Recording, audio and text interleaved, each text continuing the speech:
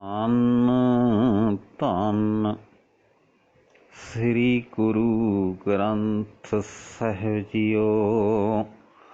ਅੰਕ 346। ਗੌੜੀ ਪੂਰਬੀ ਰਵਿਦਾਸ ਜੀਓ।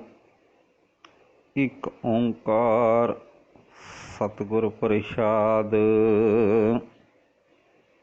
ਕੂਪ ਭਰਿਓ ਜੈਸੇ ਦਾਦਰਾ, ਕਛ ਦੇਸ ਵਿਦੇਸ ਨਾ ਸੂਝ। ਜਿਵੇਂ ਕੋਈ ਖੂਹ ਡੱਡੂਆਂ ਨਾਲ ਭਰਿਆ ਹੋਇਆ ਹੋਵੇ, ਉਹਨਾਂ ਡੱਡੂਆਂ ਨੂੰ ਕੋਈ ਵਾਕਫੀ ਨਹੀਂ ਹੁੰਦੀ ਕਿ ਖੂਹ ਤੋਂ ਬਾਹਰ ਕੋਈ ਹੋਰ ਦੇਸ ਪ੍ਰਦੇਸ ਵੀ ਹੈ। ਐਸੇ ਮੇਰਾ ਮਨ ਵਿਖਿਆ ਬਿਮੋਹਿਆ, ਕਛ ਆਰਾ ਪਾਰ ਨਾ ਸੂਝ। ਤਿਵੇਂ ਮੇਰਾ ਮਨ ਮਾਇਆ ਦੇ ਖੂਹ ਵਿੱਚ ਇਤਨਾ ਚੰਗੀ ਤਰ੍ਹਾਂ ਫਸਿਆ ਹੋਇਆ ਹੈ ਕਿ ਇਸ ਨੂੰ ਮਾਇਆ ਦੀ ਖੂਹ ਵਿੱਚੋਂ ਨਿਕਲਣ ਲਈ ਕੋਈ ਉਰਲਾ ਪਾਰਲਾ ਬੰਨਾ ਨਹੀਂ ਸੁਝਦਾ। ਸਗਲ ਭਵਨ ਕੇ ਨਾਇਕਾ, ਇੱਕ ਛਿਨ ਦਰਸ ਦਿਖਾਏ ਜੀ ਰਹਾਓ। ਇਹ ਸਾਰੇ ਭਵਨਾਂ ਦੇ ਸਰਦਾਰ, ਮੈਨੂੰ ਇੱਕ ਛਿਨ ਭਰ ਲਈ ਹੀ ਦੀਦਾਰ ਦੇ ਰਹਾਓ। ਮਲੀਨ ਭਈ ਮਤ ਮਾਧਵਾ, ਮੇਰੀ ਗਤ ਲਖੀ ਨਾ ਜਾਏ। ਹੇ ਪ੍ਰਭੂ, ਮੇਰੀ ਅਕਲ ਵਿਕਾਰਾਂ ਨਾਲ ਮਿਲੀ ਹੋਈ ਪਈ ਹੈ, ਇਸ ਵਾਸਤੇ ਮੈਨੂੰ ਤੇਰੀ ਗਤੀ ਦੀ ਪਛਾਣ ਨਹੀਂ ਆਉਂਦੀ। ਭਾਵ ਮੈਨੂੰ ਸਮਝ ਨਹੀਂ ਪੈਂਦੀ ਕਿ ਤੂੰ ਕਿਹੋ ਜਿਹਾ ਹੈ। ਕਰੋ ਕਿਰਪਾ ਭਰਮ ਚੂਕਈ, ਮੈਂ ਸੁਮਤ ਦੇਹੋ ਸਮਝਾਈ। ਹੇ ਪ੍ਰਭੂ, ਮਿਹਰ ਕਰ ਮੈਨੂੰ ਸੱਚੀ ਮੱਤ ਸਮਝਾ, ਤਾਂ ਕਿ ਮੇਰੀ ਭਟਕਣਾ ਮੁੱਕ ਜਾਏ। ਜੋਗੀ ਸਿਰ ਪਾਵੈ ਨਹੀਂ ਤੂੰ ਗੁਣ ਕਥਨ ਅਪਾਰ। ਹੇ ਪ੍ਰਭੂ, ਵੱਡੇ ਵੱਡੇ ਜੋਗੀ ਵੀ ਤੇਰੇ ਬੇਅੰਤ ਗੁਣਾਂ ਦਾ ਅੰਤ ਨਹੀਂ ਪਾ ਸਕਦੇ। ਪ੍ਰੇਮ ਭਗਤ ਕੇ ਕਾਰਨੇ, ਕਹੋ ਰਵਿਦਾਸ ਚਮਾਰ। ਪਰ ਹੇ ਰਵਿਦਾਸ ਚਮਾਰ, ਤੂੰ ਪ੍ਰਭੂ ਦੀ ਸਿਫਤਸਲਾ ਕਰ, ਤਾਂ ਕਿ ਤੈਨੂੰ ਪ੍ਰੇਮ ਤੇ ਭਗਤੀ ਦੀ ਦਾਤ ਮਿਲ ਸਕੇ। ਗੌੜੀ ਬਰਾਗਣ ਇੱਕ ਓਂਕਾਰ ਸਤਿਗੁਰ ਪ੍ਰਸਾਦ। ਸਤ ਯੁਗ ਸਤ ਤ੍ਰੇਤਾ ਜਗੀ, ਦੁਆਪਰ ਪੂਜਾ ਚਾਰ। ਹੇ ਪੰਡਤ ਜੀ, ਤੁਸੀਂ ਆਖਦੇ ਹੋ ਕਿ ਹਰੇਕ ਯੁੱਗ ਵਿੱਚ ਆਪੋ ਆਪਣਾ ਕਰਮ ਹੀ ਪ੍ਰਧਾਨ ਹੈ। ਇਸ ਅਨੁਸਾਰ ਸਤਯੁਗ ਵਿੱਚ ਦਾਨ ਆਦਿਕ ਪ੍ਰਧਾਨ ਸੀ, ਤ੍ਰੇਤਾ ਯੁਗ ਜੱਗਾਂ ਵਿੱਚ ਪ੍ਰਵਿਰਤ ਰਿਹਾ, ਦੁਆਪਰ ਵਿੱਚ ਦੇਵਤਿਆਂ ਦੀ ਪੂਜਾ ਪ੍ਰਧਾਨ ਕਰਮ ਸੀ। ਤੀਨੋਂ ਯੁਗ ਤੀਨੋਂ ਦਿਹੜੇ, ਕਲ ਕੇਵਲ ਨਾਮ ਆਧਾਰ। ਇਸ ਤਰ੍ਹਾਂ ਤੁਸੀਂ ਆਖਦੇ ਹੋ ਕਿ ਤਿੰਨੇ ਯੁਗ ਇਹਨਾਂ ਤਿੰਨਾਂ ਕਰਮਾਂ ਧਰਮਾਂ ਉੱਤੇ ਜ਼ੋਰ ਦਿੰਦੇ ਹਨ, ਤੇ ਹੁਣ ਕਲਯੁਗ ਵਿੱਚ ਸਿਰਫ ਰਾਮ ਨਾਮ ਦਾ ਆਸਰਾ ਹੈ। ਪਾਰ ਕੈਸੇ ਪਾਈਵੋ ਰੇ। ਪਰ ਹੇ ਪੰਡਤ, ਇਹਨਾਂ ਯੁੱਗਾਂ ਦੇ ਵੰਡੇ ਹੋਏ ਕਰਮਾਂ ਧਰਮਾਂ ਨਾਲ ਸੰਸਾਰ ਸਮੁੰਦਰ ਦਾ ਪਾਰਲਾ ਬੰਨਾ ਕਿਵੇਂ ਲੱਭੋਗੇ। ਮੋਹ ਸੋ ਕੋਊ ਨਾ ਕਹਿ ਸਮਝਾਏ। ਤੁਹਾਡੇ ਵਿੱਚੋਂ ਕੋਈ ਵੀ ਮੈਨੂੰ ਐਸਾ ਕੰਮ ਸਮਝਾ ਕੇ ਨਹੀਂ ਦੱਸ ਸਕਿਆ।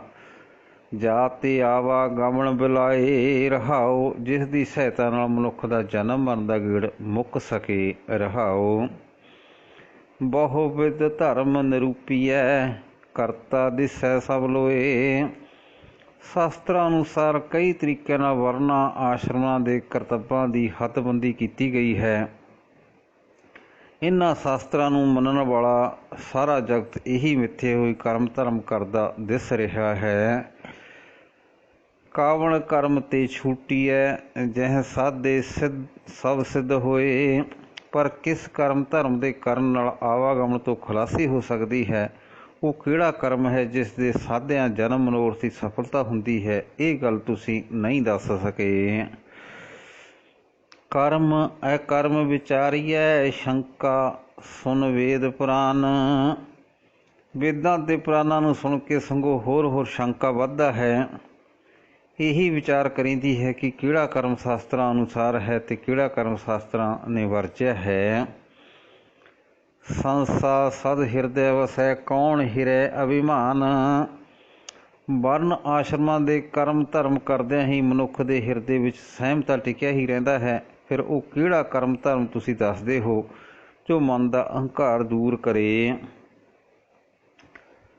ਬਾਹਰ ਉਦਕ ਪਖਾਰੀਐ, ਘਟ ਭੀਤਰ ਵਿਵਿਧ ਵਿਕਾਰ।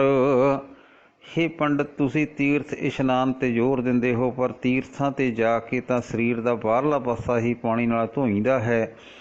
ਹਿਰਦੇ ਵਿੱਚ ਕਈ ਕਿਸਮ ਦੇ ਵਿਕਾਰ ਟਿਕੇ ਹੀ ਰਹਿੰਦੇ ਹਨ। ਸੁਧ ਕਵਨ ਪਰ ਹੋਇਓ, ਸੁਚ ਕੁੰਚਰ ਵਿਦ ਵਿਵਹਾਰ। ਸੁਧ ਕਵਨ ਪਰ ਹੋਇਓ, ਸੁਚ ਕੁੰਚਰ ਵਿਦ ਵਿਵਹਾਰ। ਇਹ ਤੀਰਥ ਇਸ਼ਨਾਨ ਨਾਲ ਕੌਣ ਪਵਿੱਤਰ ਹੋ ਸਕਦਾ ਹੈ? ਇਹ ਸੁਚ ਤਾਂ ਇਹੋ ਜਿਹੀ ਹੁੰਦੀ ਹੈ ਜਿਵੇਂ ਹਾਥੀ ਦਾ ਇਸ਼ਨਾਨ ਕਰਮ ਹੈ।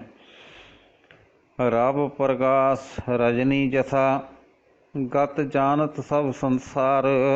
ਪਰ ਹੇ ਪੰਡਤ, ਸਾਰਾ ਸੰਸਾਰ ਇਹ ਗੱਲ ਜਾਣਦਾ ਹੈ ਕਿ ਸੂਰਜ ਦੇ ਚੜ੍ਹਿਆਂ ਕਿਵੇਂ ਰਾਤ ਦਾ ਹਨੇਰਾ ਦੂਰ ਹੋ ਜਾਂਦਾ ਹੈ। ਪਾਰਸ ਮਾਨੋ ਤਾਂਬੋ ਛੂਹੇ, ਕਨਕ ਹੋਤ ਨਹੀਂ ਵਾਰ। ਇਹ ਗੱਲ ਵੀ ਚੇਤੇ ਰੱਖਣ ਵਾਲੀ ਹੈ ਕਿ ਤਾਂਬੇ ਦੇ ਪਾਰਸ ਨਾਲ ਛੋਹਿਆਂ ਉਸ ਦੇ ਸੋਨਾ ਬਣਨ ਵਿੱਚ ਚਿਰ ਨਹੀਂ ਲੱਗਦਾ। ਪਰਮ ਪਰਸ ਗੁਰ ਭੇਟੀਐ, ਪੂਰਬ ਲਿਖਤ ਲਿਲਾਟ। ਇਸੇ ਤਰ੍ਹਾਂ ਜੇ ਪੂਰਬਲੇ ਭਾਗ ਜਾਗਣ ਤਾਂ ਸਤਿਗੁਰੂ ਮਿਲ ਪੈਂਦਾ ਹੈ, ਜੋ ਸਭ ਪਾਰਸਾਂ ਤੋਂ ਵਧੀਆ ਪਾਰਸ ਹੈ। ਓਨ ਮਨ ਮਨ ਮਨ ਹੀ ਮਿਲੇ, ਓਨ ਮਨ ਮਨ ਮਨ ਹੀ ਮਿਲੇ, ਛੁਟਕਤ ਵਜਰ ਕਪਾਟ। ਗੁਰੂ ਦੀ ਕਿਰਪਾ ਨਾਲ ਮਨ ਵਿੱਚ ਪਰਮਾਤਮਾ ਨੂੰ ਮਿਲਣ ਦੀ ਤਾਂਘ ਪੈਦਾ ਹੋ ਜਾਂਦੀ ਹੈ। ਉਹ ਅੰਤਰ ਆਤਮੇ ਹੀ ਪ੍ਰਭੂ ਨੂੰ ਮਿਲ ਪੈਂਦਾ ਹੈ। ਮਨ ਦੇ ਕਾੜੇ ਕਵਾੜ ਖੁੱਲ੍ਹ ਜਾਂਦੇ ਹਨ। ਭਗਤ ਜੁਗਤ ਮਤ ਸਤ ਕਰੀ, ਭਰਮ ਬੰਧਨ ਕਾਟ ਵਿਕਾਰ।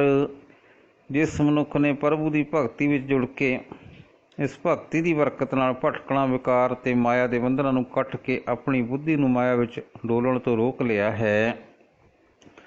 ਭਗਤ ਜੁਗਤ ਮਤ ਸਤ ਕਰੀ, ਭਰਮ ਬੰਧਨ ਕਾਟ ਵਿਕਾਰ। ਸੋਈ ਵਸ ਰਸ ਮਨ ਮਿਲੇ, ਗੁਣ ਨਿਰਗੁਣ ਏਕ ਵਿਚਾਰ। ਉਹੀ ਮਨੁੱਖ ਪ੍ਰਭੂ ਦੀ ਯਾਦ ਵਿੱਚ ਟਿਕ ਕੇ ਆਨੰਦ ਨਾਲ ਪ੍ਰਭੂ ਨੂੰ ਅੰਤਰਾਤਮੇ ਹੀ ਮਿਲ ਪੈਂਦਾ ਹੈ।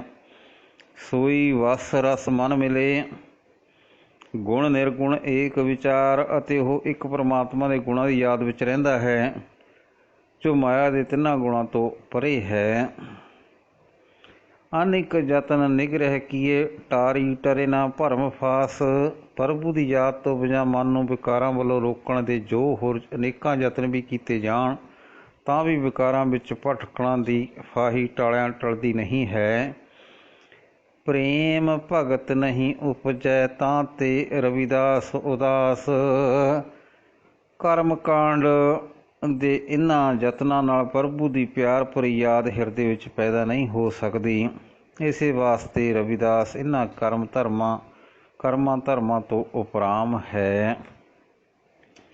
ਪ੍ਰੇਮ ਭਗਤ ਨਹੀਂ ਉਪਜੈ, ਤਾਂ ਤੇ ਰਵਿਦਾਸ ਉਦਾਸ। ਵਾਹਿਗੁਰੂ ਜੀ ਕਾ ਖਾਲਸਾ, ਵਾਹਿਗੁਰੂ ਜੀ ਕੀ ਫਤਿਹ।